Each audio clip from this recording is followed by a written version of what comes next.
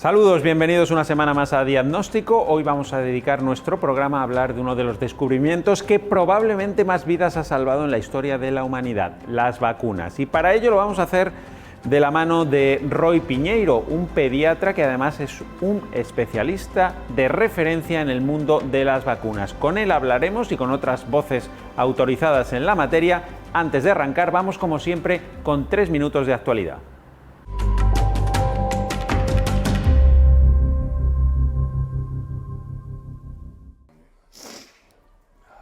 La Fundación Grünenthal y el Observatorio del Dolor de la Universidad de Cádiz han presentado, con el apoyo de Bioinnova Consulting, el barómetro del dolor crónico en España.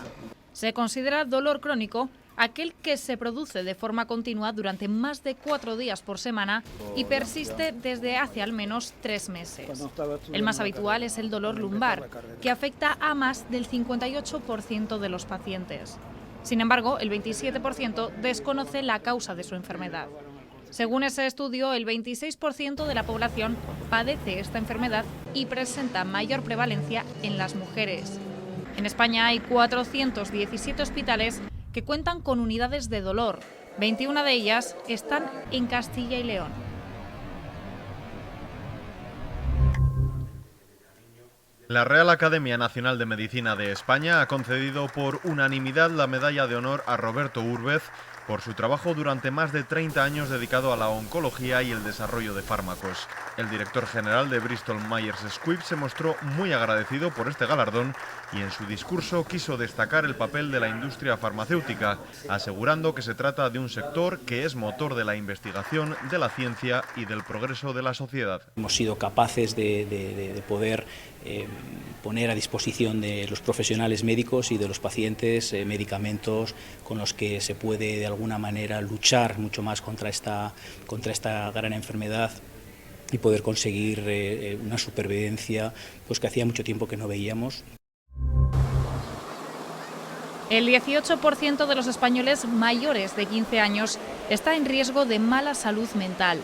Así lo confirma el informe Aproximación a la salud mental en España, elaborado por el Instituto para el Desarrollo e Integración de la Sanidad. La salud mental es uno de los problemas que más preocupa a la sociedad, pero también a los gobiernos e instituciones. Se estima que el 7,2% de la población de la Unión Europea sufre de depresión crónica. En España, más del 5% de los mayores de 15 años sufre ansiedad crónica o depresión. En el caso de las personas mayores de 85 años, la tasa se sitúa en el 12%. Esta situación ha derivado en un aumento en el consumo de fármacos. 1 de cada 10 asegura haberlos consumido en las últimas 2 semanas. Insisten en la importancia de abordar este problema con perspectiva de género.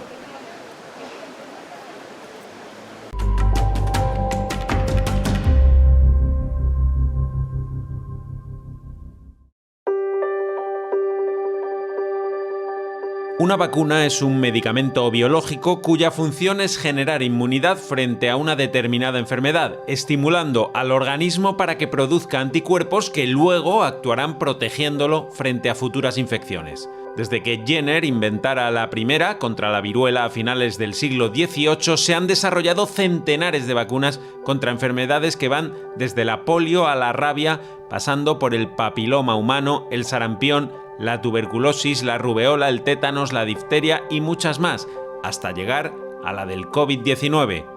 Hoy nos explica todo esto en Diagnóstico Roi Piñeiro, un pediatra gran experto en vacunas con el que nos adentramos en este apasionante mundo que ha salvado incontables vidas, millones y millones a lo largo de los 2 últimos siglos.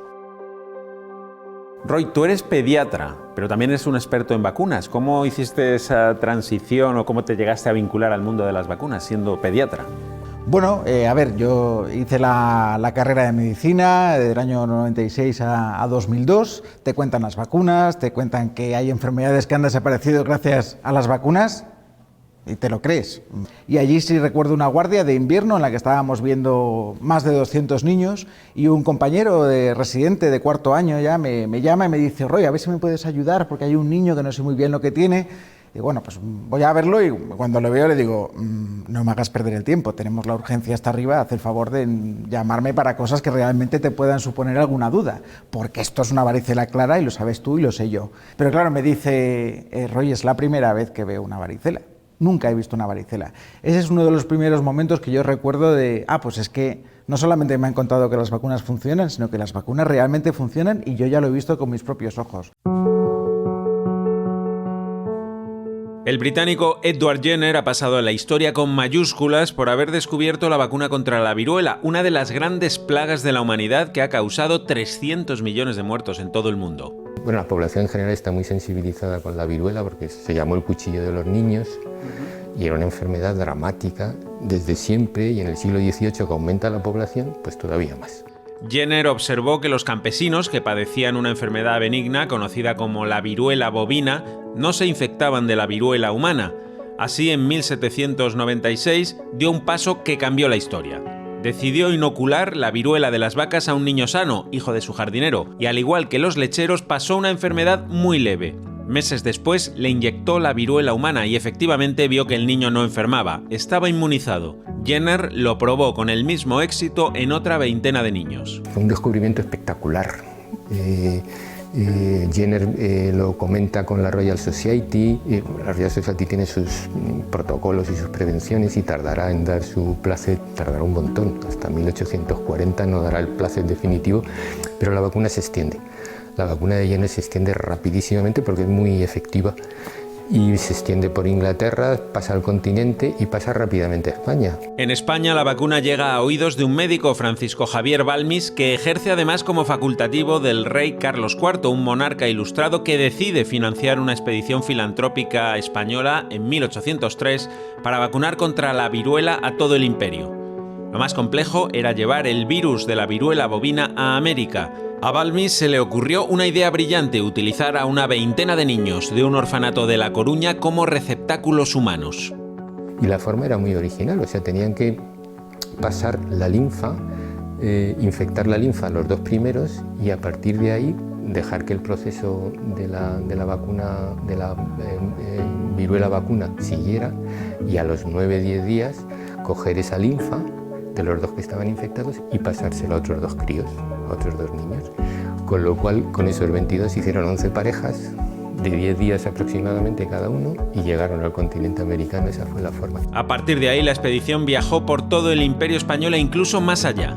En unos pocos años vacunaron a más de 250.000 de personas en la que fue la primera misión humanitaria de la historia. 2 siglos después, en 1980, y gracias a la vacunación masiva de la población, la Organización Mundial de la Salud declaró erradicada la enfermedad en todo el mundo. Un hecho sin precedentes, un logro de la humanidad. Cuando hablamos de vacunas pensamos normalmente en población infantil. También se vacuna a población adulta y hay vacunas específicas también para adultos, pero son menos eficaces en adultos que en niños. ¿Por qué las vinculamos tanto a la población infantil? Bueno, a ver, los niños reciben más vacunas, pero también existe un calendario vacunal del adulto y se utilizan en muchas ocasiones las mismas vacunas que en los niños. Se utilizan vacunas frente al neumococo, se utilizan, por ejemplo, también vacunas frente a la gripe, frente a tosferina, difteria, tétanos. ¿Qué es lo que ocurre? Pues que habitualmente la mayoría de los padres, cuando se les comenta las posibilidades de las vacunas, pues evidentemente todo lo que sea proteger una enfermedad, proteger a sus hijos, pues es bienvenido. Y el 98% de las familias lo acepta. El mundo de los adultos es diferente. En el mundo de los adultos yo me encuentro bien, por tanto no tengo que ir al médico. Ojo, yo me encuentro bien, no me inyectes nada que me pueda poner malo y si tengo que pasar la gripe ya lo pasaré. No es lo mismo que el niño, ¿no? Eso de que me pongan una vacuna cuesta un poquito más. Al adulto le costaría al médico, a la persona mayor también. Y sí que existen y son efectivas, pero son poblaciones diferentes. Bueno, son tan efectivas que han logrado erradicar enfermedades como, por ejemplo, la viruela, que ha matado a cientos de millones de personas en el mundo, ha dejado unas secuelas impresionantes en mucha parte de la población superviviente.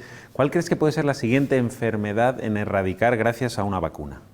Bueno, no es que lo crea, es que va a ser así y prácticamente ya lo es. La poliomielitis va a desaparecer de este planeta, por suerte. De hecho, ya se ha considerado erradicada de África.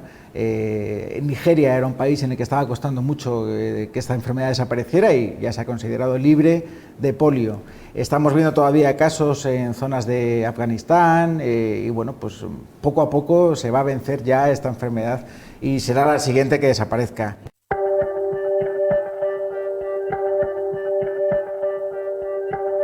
La polio está a punto de ser erradicada de la faz de la Tierra. En los últimos años solo se han registrado casos en algunas zonas de Pakistán y Afganistán. En el resto del planeta hace ya mucho tiempo que no se diagnostica. El primer sitio donde se consideró erradicada en los años 90 fue América, después el Pacífico a principios de los 2000 y a continuación Europa. En medio de la pandemia que estamos viviendo del COVID, en verano pasado, en 2020, tuvimos la gran noticia de que por fin se consideró erradicada en África, que claro, también es un virus que tiene muchos condicionantes, favorecido por la malnutrición, favorecido por el hambre, favorecido por las enfermedades tropicales, entonces que se considerara erradicada en África fue una noticia maravillosa. La polio es una enfermedad vírica muy contagiosa que afecta sobre todo a niños y que, en contra de lo que se cree, suele ser asintomática o con síntomas muy leves como fiebre y debilidad.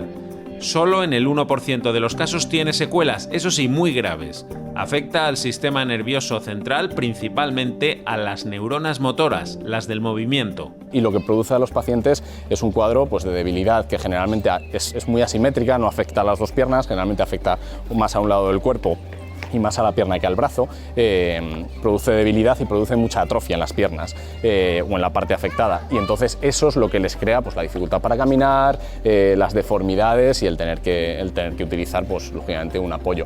En muy pocos casos es mortal, principalmente es mortal cuando se produce afectación del diafragma, pero afortunadamente eran muy poquitos casos. La vacuna llegó en los años 50 del siglo pasado y fue un éxito completo.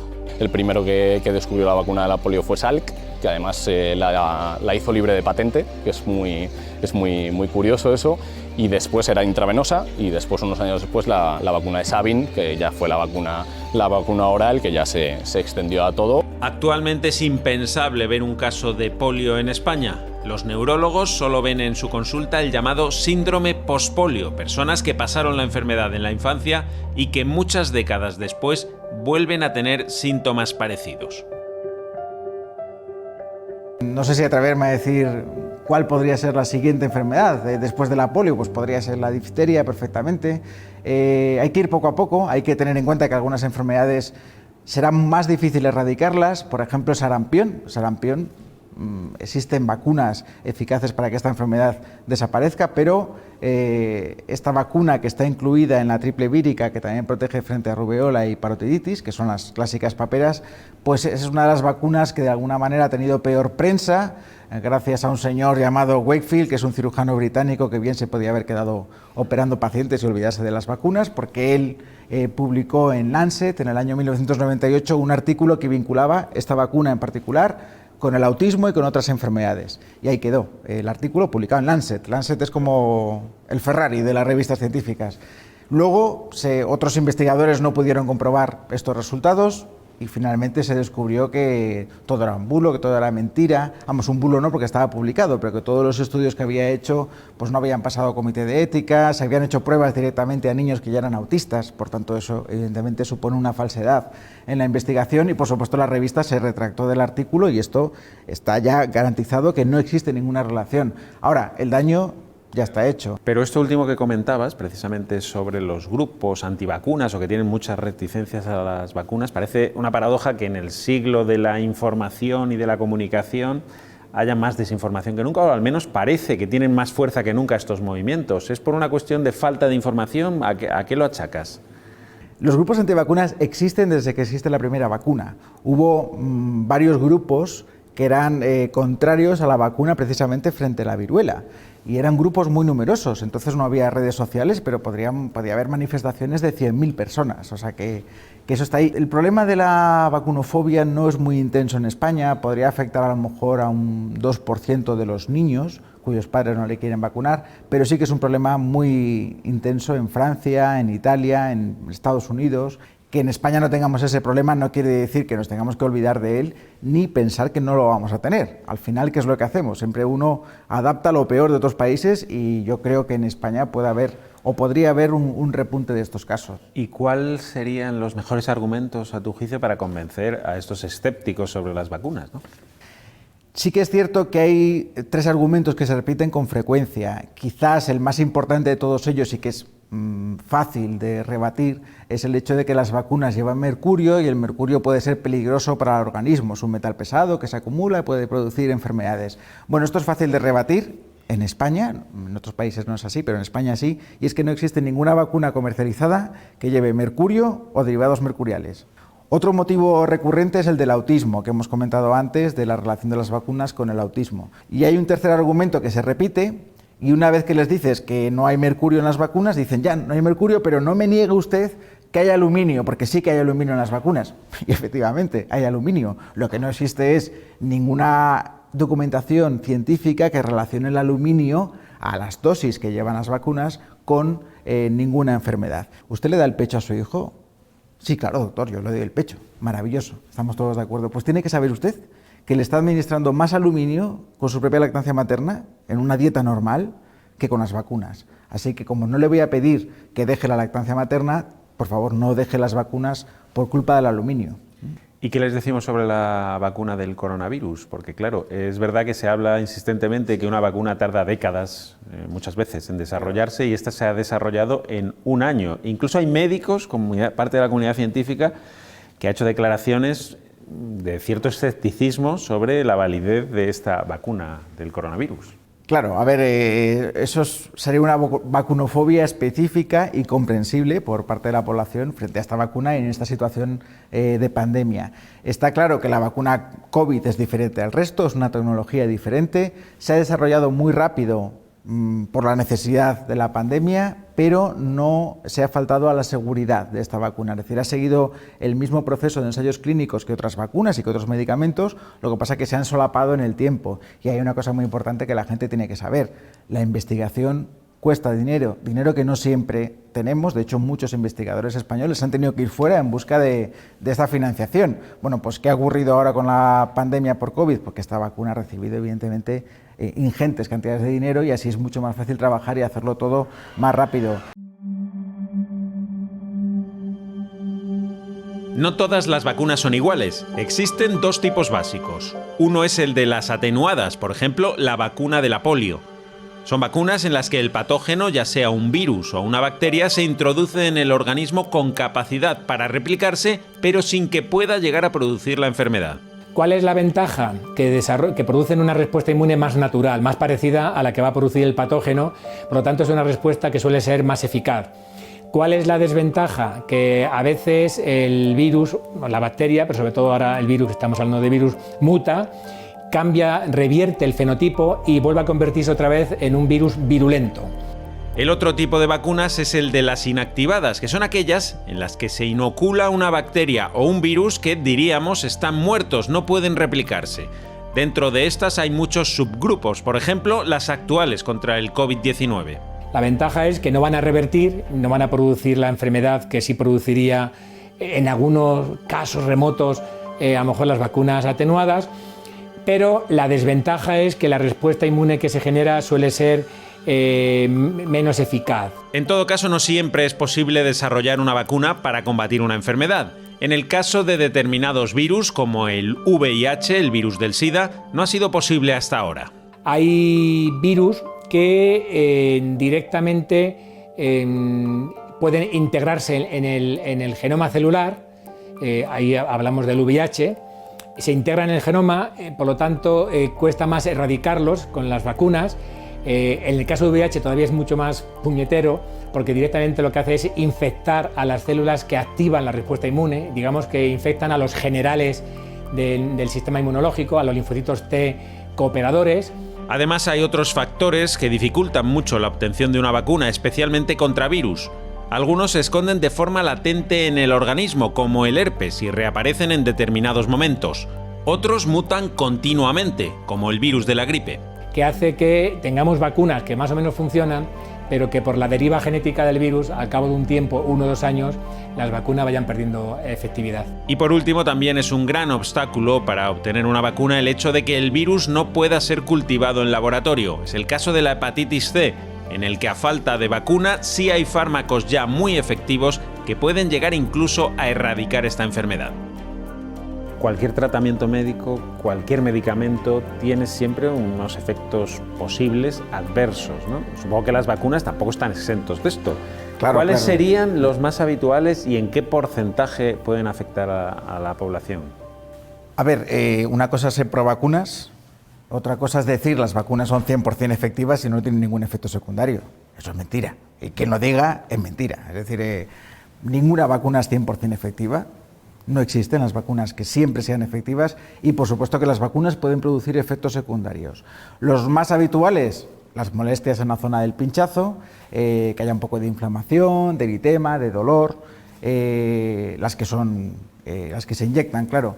Luego efectos secundarios que pueden aparecer a corto plazo, en 24 o 48 horas, pues fiebre, molestias generales, náuseas, vómitos, dolores musculares, depende un poco de cada vacuna, pero están descritos y es así. De hecho, la vacuna frente a COVID tiene un porcentaje de efectos secundarios a corto plazo pues que es llamativo y que podríamos hablar de un 30-40% de todos los vacunados, que es bastante, pero que es totalmente tolerable y evitamos esta pandemia, ¿no? Efectos secundarios más graves, podríamos definir la anafilaxia. La anafilaxia es una reacción alérgica grave que sucede a los 15-30 minutos, como máximo una hora desde la administración de la vacuna, que puede ocurrir con cualquier medicamento, con cualquier alimento, con cualquier condimento, hasta con una colonia. Es decir, nadie sabe si uno va a hacer una reacción alérgica grave frente a otra sustancia. Esto ocurre en 1 de cada 1.000.000 de casos aproximadamente.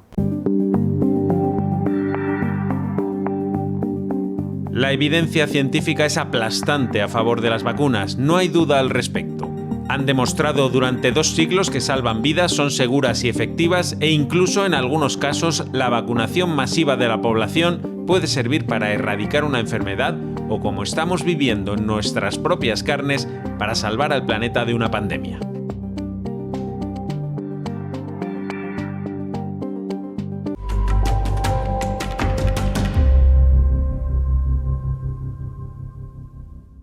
Seguimos hablando de vacunas y para ello nos hemos ido hasta un centro de vacunación donde nos enseñan cómo se trabaja allí, cuál es su día a día. Vacunas contra la hepatitis, la fiebre tifoidea, el cólera o la rabia, todas ellas se guardan aquí en el Centro Internacional de Vacunación. Cuando alguien va a viajar a algún país, bueno, pues llama previamente, pide cita y le atienden los médicos. En función del país que va a visitar, se le dan indicaciones. Todas las vacunas, también las que han llegado frente al coronavirus, se guardan bajo un amplio dispositivo de seguridad y refrigeración que solo maneja personal autorizado. Este centro está certificado además para administrar la vacuna de la fiebre amarilla. Esa vacunación no se puede poner en cualquier sitio, es decir, tienen que ser sitios que estén certificados para poder poner la vacuna. El centro de Soria está certificado y bueno, pues se les da la cartilla de vacunación frente a fiebre amarilla, en el caso de que sea necesario, claro. ¿Y dónde viajan más los pacientes que pasan por aquí? Pues en el año 2019 el país al que más viajaron fue Ecuador. Hasta allí se fueron 92 viajeros, nada que ver con el año pasado cuando se desplazaron hasta allí solo 8. Tailandia también perdió viajeros, de 85 en 2019 a solo 12 en el año 2020. Depende mucho a qué país viajes e incluso dentro de los países a qué zona del país. Quiero decir, por ejemplo, hay países que son, pues a lo mejor en Brasil, Perú, que no es lo mismo viajar a una zona del país o a otra, porque en cada sitio a lo mejor necesitas protección frente a enfermedades distintas. Por eso, además de vacunar, estos profesionales asesoran y realizan todo tipo de recomendaciones a los pacientes, especialmente aquellas relacionadas con higiene, alimentación o incluso exposición al sol en determinados países.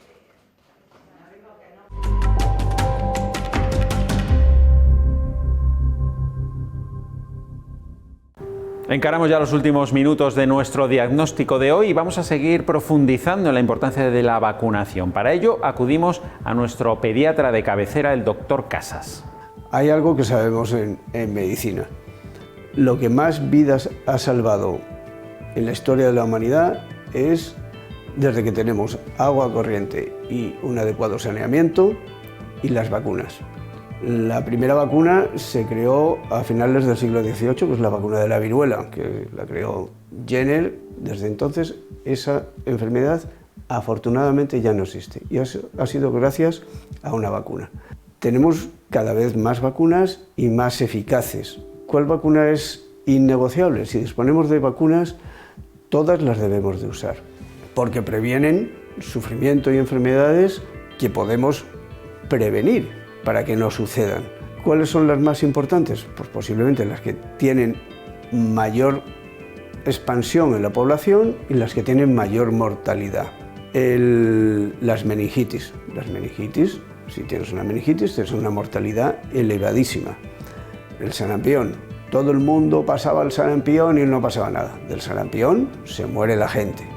No se muere tanto como de una meningitis, pero se muere la gente. Estamos viendo cada vez más grupos antivacunas, que está haciendo que haya nichos de población que no se vacunen. Eso hace que enfermedades que estaban prácticamente extinguidas, en Europa prácticamente no existía el sarampión, ha habido un brote de sarampión con consecuencias importantes. Si conseguimos que la población esté vacunada en su inmensa mayoría, y en eso los españoles somos posiblemente los mejores, tenemos una cobertura vacunal de alrededor del 90%, más que ningún país de nuestro entorno civilizado, vamos a conseguir que la salud de nuestra población sea francamente mejor. Bueno, ahora sí tenemos que dejarlo aquí esta semana, pero ya saben que volvemos dentro de 7 días. Les emplazamos entonces con otro asunto de interés para ustedes contado desde una perspectiva muy diferente. Hasta entonces.